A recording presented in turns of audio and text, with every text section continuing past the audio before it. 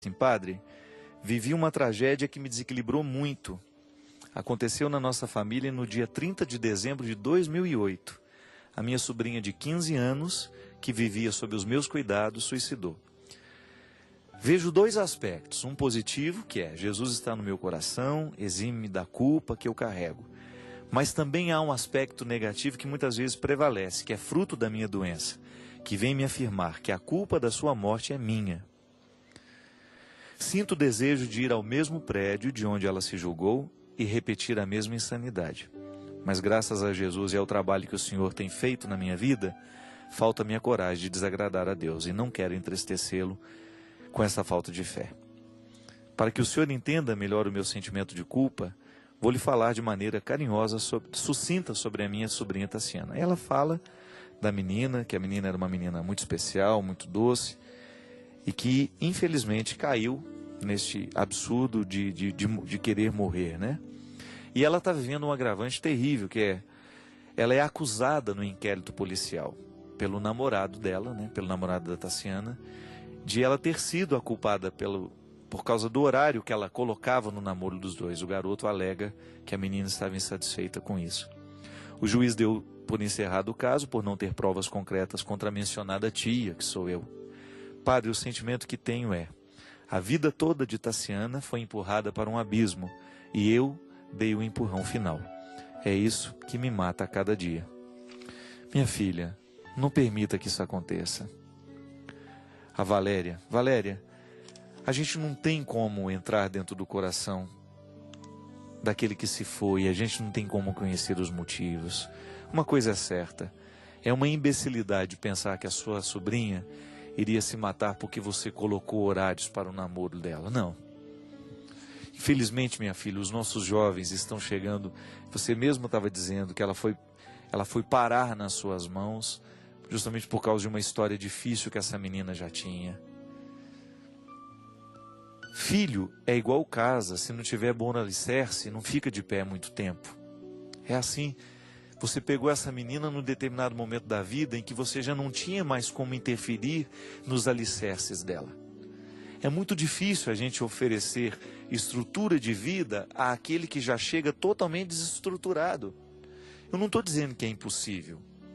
É possível sim a gente ajudar, dar estrutura àquele que nunca teve. Mas será muito mais difícil. E aqui, minha gente, eu extrapolo a conversa, né, para poder falar com você que tem filho. Cuidado com o que você está oferecendo a esta criança. Cuidado com o lar que você está colocando sob os pés desta criança. Tudo isso que você oferece hoje será determinante para o futuro, quando jovem, quando adulto, quando é idoso. A gente não é por acaso. A gente é o fruto de todas as influências que a gente recebe. A gente nasce e já começa a receber essas influências. E a gente precisa lutar muito para que o nosso lar seja um lugar onde as pessoas verdadeiramente possam ser preparadas. Aqui no nosso último Kairos, esse foi um tema da nossa pregação. O ser humano precisa ser preparado. Nós não damos conta da vida de qualquer jeito. É preciso ter uma estrutura. E amar é justamente emprestar essa estrutura. É conceder ao outro a possibilidade de crescer. De não querer se matar, né? Porque o suicídio é lento, ninguém pula de uma hora para outra. Os motivos vão minando o coração da gente, né? É como aquela história que eu conto no Bem da Palavra, a Palavra do Bem, o vídeo que nós fizemos aqui pela Canção Nova, num trecho onde a gente fala dos suicídios lentos.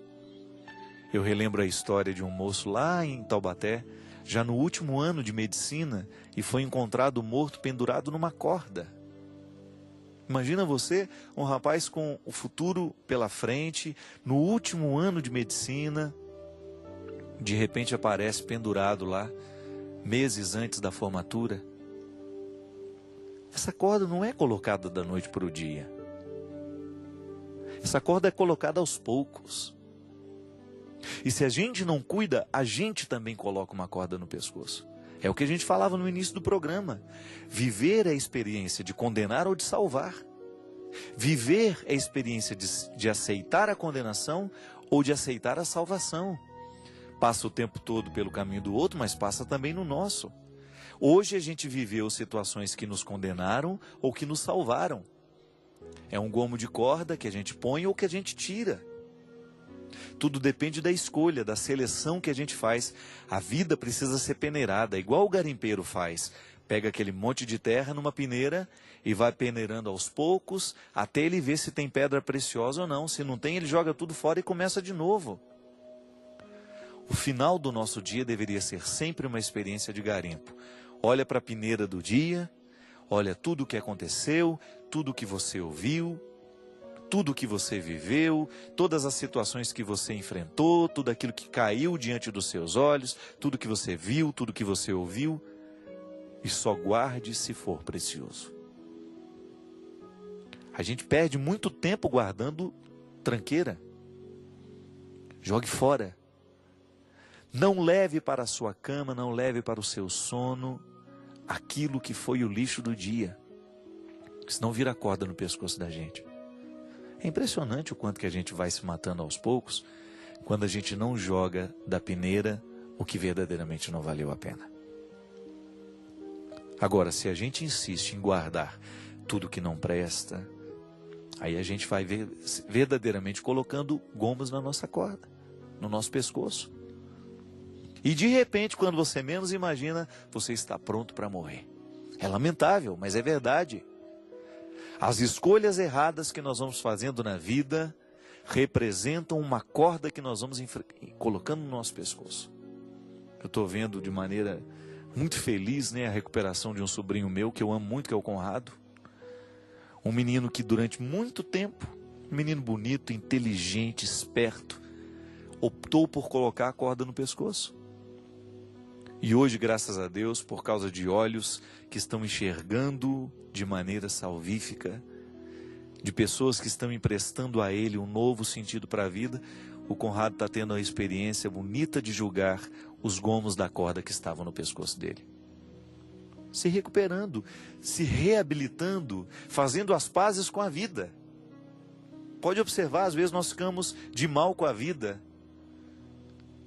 E toda vez que nós estamos de mal com a vida, nós começamos a criar a possibilidade da morte. Foi o que aconteceu com a sua sobrinha, minha filha. Infelizmente, ela já cresceu de mal com a vida. Faltou estrutura, faltou amor, faltou olhar, faltou cuidado. O lar não foi o que ela precisava. E chega num determinado momento que qualquer fraquezazinha, qualquer dificuldade, ela pula. Por quê? Porque não está preparada. Sofreu demais. Não aguenta mais os problemas da vida. Falta preparo para permanecer de pé. É por isso que é tão difícil recuperar uma pessoa. Porque é nesta hora que vai valer o quanto que a gente foi bem educado, o quanto que a gente foi bem estruturado. É igual quando eu tive hepatite. Eu me lembro direitinho de uma frase do doutor Antônio. Eu falei, doutor, e agora? O que a gente vai fazer, né? Ele falou, padre, agora não tem que fazer nada. O senhor pegou uma hepatite, está com uma hepatite, e agora vamos ver o que o seu organismo é capaz de fazer com o problema que o senhor tem. Da mesma maneira, quando o Robinho estava com câncer, né? Eu fiquei assim tão abalado com a doença do Robinho, né? Que eu fui buscar todos os recursos que eu podia, né? Para ver se a gente salvava aquele menino. E aí um amigo meu que é médico me disse de maneira muito dura, muito crua. Eu falei para ele assim, e agora, nesse período da recuperação dele, né? Modificar a alimentação dele, vamos fazer isso, fazer aquilo. Papai, ele olhou e falou assim, olha, padre, tudo isso a gente acha que vai modificar. Tá certo, que dá uma alimentação para ele, vai ajudar um pouquinho no restabelecimento dele. Agora, não se iluda.